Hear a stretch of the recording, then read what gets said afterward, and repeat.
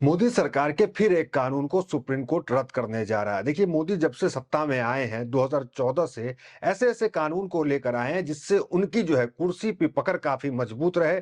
कोई विपक्ष, कोई कोर्ट या कोई कचहरी जो है उनको कुर्सी पे कमज़ोर ना कर सके। इसी के तहत एक पर एक कानून आए। अब उन तमाम एक पर एक कानून को जो है सुप्रीम कोर्ट में चुनौती दी जा रही है। देखिए, पहले से ही कई कानून प्रधानमंत्री नरेंद्र मोदी के बनाए ऐसे हैं जो अभी सुप्रीम कोर्ट में जो है विचाराधीन है, उस पे चर्चा चल रही है। लेकिन एक नया कानून सुप्रीम कोर्ट पहुंच गया जिसकी चर्चा इस वक्त हम करना चाहेंगे। देखिए, ये कानून जिसको लेकर सीजीआई ने है नोटिस देने का काम सरकार को किया है कि आप ये कानून क्यों लेके आए। देखिए, कानून इतना मजबूत है कि अगर ये कानून को रोक लगा दिया जाता है सीजीआई की तरफ से तो समझिए कि मोदी सरकार की सत्ता पे जो पकड़ है वो ढीली पड़ जाएगी, कमजोर पड़ जाएगी, सरकार कमजोर पड़ जाएगी। आते हैं कि ऐसा कौन सा खतरनाक कानून मोदी सरकार ने संसद के अंदर पास करवा लिया था जिसे सुप्रीम कोर्ट में चुनौती दी गई और ये कहा जा रहा है कि सीजीआई इसे रोक लगाने वाले हैं। उससे पहले जो अभी कानून की खबर आई है उससे पहले आपको बताते हैं कि पहले कौन-कौन ऐसे कानून है जो सुप्रीम कोर्ट पहुंच गई है और कौन-कौन ऐसे कानून है जिसे मोदी सरकार ने अपने फायदे के लिए पास कराया। देखिए, सबसे पहला आपको बताते हैं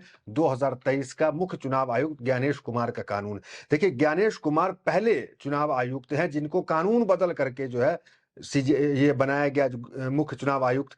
पहले जो राजीव कुमार थे उनका ठीक प्रोसेस से हुआ था, लेकिन जो ज्ञानेश कुमार की नियुक्ति हुई है उनकी नियुक्ति में जो 2023 में कानून संसद से लाया गया और ये पास करा दिया गया कि इस कानून के तहत जो कमेटी होता है जो चयन करता है चुनाव आयुक्तों को, उसमें से सीजीआई को हटा दिया गया और सीजीआई को हटा करके अमित शाह को जो है उसके सामने जो है डाल दिया गया। तो अमित शाह और प्रधानमंत्री मोदी ने ज्ञानेश कुमार की नियुक्ति को करने का काम किया। हालांकि राहुल गांधी मौजूद थे विपक्ष के लीडर के रूप में, लेकिन अब एक तरफ दो आदमी एक तरफ एक आदमी, तो किसकी चलेगी। तो बहुमत जो है उनकी तरफ थी। सीजीआई बीच में रहते तो कुछ हो सकता था। तो ज्ञानेश कुमार की नियुक्ति कुछ इस प्रकार हुई। तो 2023 में मोदी सरकार ने इस कानून को लाया था। ये कानून भी चुनौती जो है सुप्रीम कोर्ट में इसको दे दिया गया, मामला विचाराधीन है वहां पर। दूसरा कानून बताते हैं आपको, एक 2018 का करप्शन एक्ट।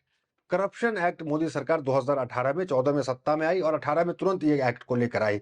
जिससे क्या हुआ कि जो मोदी सरकार के केंद्र के कर्मचारी है, मतलब मोदी के क्लोज वंस ऑफिसर्स हैं, उस ऑफिसर पे राज्य की कोई पुलिस हो या राज्य की कोई भी एजेंसियां हो, चाहे सीबीआई हो, ईडी हो, चाहे माफ कीजिएगा सीबीआई ईडी तो राज्य की नहीं होती है, लेकिन राज्य की अपनी जो लोकल बॉडी होती है, जांच एजेंसी होती है, पुलिस प्रशासन होता है, वो हाथ केंद्र के जो ऑफिसर होते हैं उस पे नहीं डाल सकता है। अगर किसी पे भ्रष्टाचार के भी आरोप लगते हैं तो राज्य की जो एजेंसियां होती है वो उसको नहीं पकड़ सकती है तब तक जब तक मोदी सरकार आदेश न दे। अब सोचिए कितना टफ कानून लेकर के चले आए कि मोदी अपने ऑफिसर को बचाने के लिए ऐसे कानून 2018 में लाए कि राज्य का कोई आदमी जाकर के उसको हाथ नहीं दे सकता है, चाहे भ्रष्टाचार का भी आरोप क्यों न लग जाए। तो ये भी मामला जो है सुप्रीम कोर्ट में, सुप्रीम कोर्ट ने इसको लेकर के भी नोटिस दे चुकी है। सुप्रीम कोर्ट जो है ज्ञानेश कुमार को लेकर के भी नोटिस दे चुका है। अब आते हैं महत्वपूर्ण मुद्दे पे कि आज क्या हुआ। देखिए, डीपीडीपी एक्ट जो है 2023 का एक एक्ट है जिसे मोदी सरकार ने लाया था।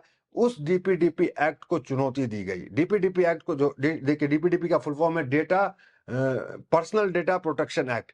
तो ये जो है एक्ट है इसे मोदी सरकार ने 2023 में लाई। इस एक्ट से क्या हुआ कि आरटीआई का 2005 जो कांग्रेस लाई थी, और ये कांग्रेस जो लाई थी, समझिए कांग्रेस का कहा जाता है कि एक लोकतांत्रिक देश के लिए सबसे बड़ा कदम कांग्रेस ने कुछ उठाया तो देश को आरटीआई देने का काम किया। आरटीआई से आप जानते हैं कितने घोटाले उजागर हुए। आरटीआई से जज से लेके एडवोकेट से लेकर के जितने भी बड़ी शक्तियां, प्रधानमंत्री, मंत्री, विधायक, चाहे कोई ब्यूरोक्रेसी की हो, कहीं भी हो, सब आरटीआई से खुलासा होते थे किसके पास कितनी संपत्तियां है, कोई किसी योजना में घोटाला तो नहीं कर रहा है, सब कुछ आरटीआई से पता चलता था।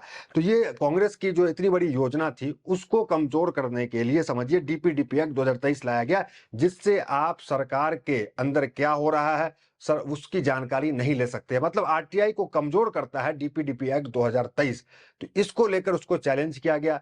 तो ये डीपीडीपी एक्ट जो 2023 है उसमें यह कहा गया कि निजी चीज जो है उसकी जानकारी नहीं दी जाएगी। मतलब आप किसी अब किसी जज से आप कहेंगे कि आप संपत्ति का ब्यौरा दे आरटीआई डाल करके, हमारा आप आसानी से आरटीआई डालते हैं, गांव मोहल्ला कस्बा सबका जान लेते हैं, किसका नाला क्या बना नहीं बना, कौन जज है कौन प्रोफेसर है, उसकी उसकी आमदनी क्या है, उसने कितनी जमीन खरीदी। लेकिन अब जो है आप किसी जज के ऊपर आरटीआई लगाइए तो निजी जानकारी के अनुसार उसको काट दिया जाएगा।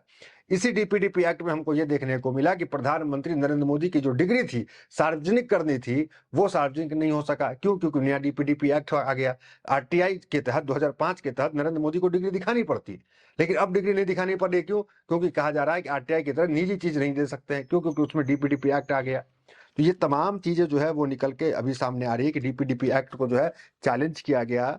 और इस चैलेंज में जो है क्या आया, जरा आपको मैं हेडलाइंस बताता हूं। देखिए, डिजिटल डेटा कानून की धाराओं को चुनौती, दिल्ली हाईकोर्ट ने केंद्र सरकार से मांगा जवाब। दूसरा देखिएगा, निजता और संवैधानिक अधिकारी का उल्लंघन करता है कानून, डेटा संरक्षण एक्ट पर दिल्ली हाईकोर्ट ने केंद्र से मांगा जवाब। तीसरा देखिए, डाटा प्रोटेक्शन कानून के प्रावधान कर रहे निजता का हनन, हाईकोर्ट ने केंद्र सरकार को नोटिस दिया। तो केंद्र सरकार को जो है नोटिस दिया गया कि आप इसका जवाब दीजिए। और काफी चिंता जो है वो जताने का काम किया। तो देखिएगा इसमें क्या है, क्या कहा है उन्होंने। कोर्ट ने ये कहा कि सुप्रीम कोर्ट ने कहा था कि यह मामला संवेदनशील है, हमें दो कानूनों को संतुलन बनाना है। सुप्रीम कोर्ट में दायर याचिका में कहा गया कि नया डाटा प्रोटेक्शन कानून सूचना के अधिकार कानून को गंभीर रूप से कमजोर करता है और केंद्र को इस मामले में असीमित शक्तियां देती है। सुप्रीम कोर्ट में सुनवाई के दौरान याचिकाकर्ता की ओर से पेश वकील वृंदा ग्रोवर ने कहा था कि यह कानून निजता की रक्षा करने में पूरी तरह विफल है।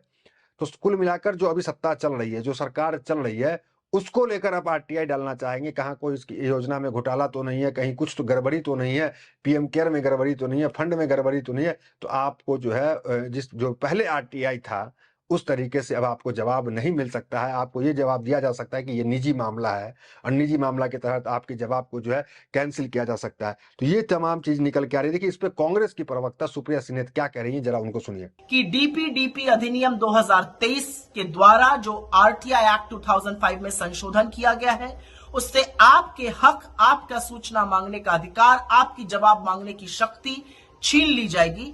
और एक बात याद रखिएगा, हम इस देश के नागरिक हैं, इसलिए हमारे हाथ में ये ताकत है।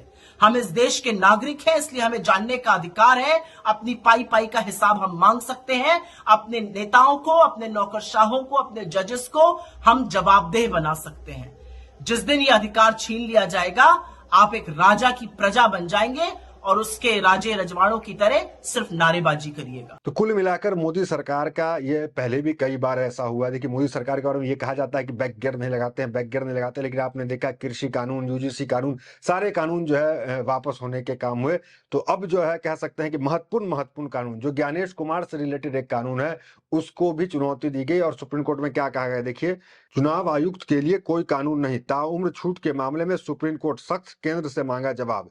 तो ये हेडलाइंस आप देख सकते हैं कि ये जो ताउम्र छूट दे दिया गया 2023 में कि कोई जो है सत्ता इस पे कार्रवाई नहीं कर सकती, कोई एफआईआर नहीं कर सकती। हमने देखा पश्चिम बंगाल के मामले पे, बंगाल की सरकार ज्ञानेश कुमार पे कोई कदम नहीं उठा सकती है, उसको इम्यूनिटी इतनी दे देगी। फॉर एग्जाम्पल, अभी मोदी सरकार चली जाती है, कांग्रेस आती है, तो कांग्रेस भी है जो ज्ञानेश कुमार पे कार्रवाई नहीं कर सकती। मतलब आजीवन रिटायरमेंट के बाद भी होता है ना, कई बार सरकार जाती है, रिटायर आदमी होता है तो घोटाले का पता चलता है, तो इनके साथ कुछ नहीं कर सकते आप। इस तरीके का 2023 में कानून लेकर आई। तो उसको लेकर के याचिकाकर्ता ने यह कहा कि इस तरह की इम्यूनिटी, इस तरह की पावर संवैधानिक पद पे बैठे जजों को भी नहीं है, जो ज्ञानेश कुमार को मोदी सरकार ने देने का काम किया। और हमने तो पहले ही लिस्ट बता दिया आपको, ऑफिसर को भी देने का काम किया किस तरीके 2018 की कानून ला करके। तो ये तमाम चीजें हैं, तो इसको भी चुनौती दी गई। और उसके बाद देखिए, ये जो करप्शन एक्ट है, उसको लेकर सुप्रीम कोर्ट ने क्या कहा, जरा आपको हम बताते हैं। देखिए, राज्य पुलिस केंद्र कर्मचारियों को कर सकती है जांच। तो सुप्रीम कोर्ट ने एक कानून जो मोदी सरकार का, उसको लेकर बड़ा फैसला सुना दिया था। क्या है, जस्टिस जेबी परदीवाला और जस्टिस सतीश चंद्र शर्मा की पीठ ने सोमवार को कहा कि भ्रष्टाचार निवारण अधिनियम के तहत अपराधों की जांच राज्य एजेंसी या केंद्रीय एजेंसी या किसी भी पुलिस एजेंसी द्वारा की जा सकती है, जैसे कि अधिनियम की धारा 17 से देखा जा सकता है, इस शर्त के साथ कि पुलिस अधिकारी एक विशेष रैंक का होना चाहिए। तो कुल मिलाकर मोदी सरकार की जितनी जो कानून है, जो इनकी सत्ता पे पकड़ इनकी मजबूत करती है, तो उसको जो है धीरे धीरे चुनौती दिया गया। और अभी जो है डीपीडीपी एक्ट को चुनौती दे दिया गया।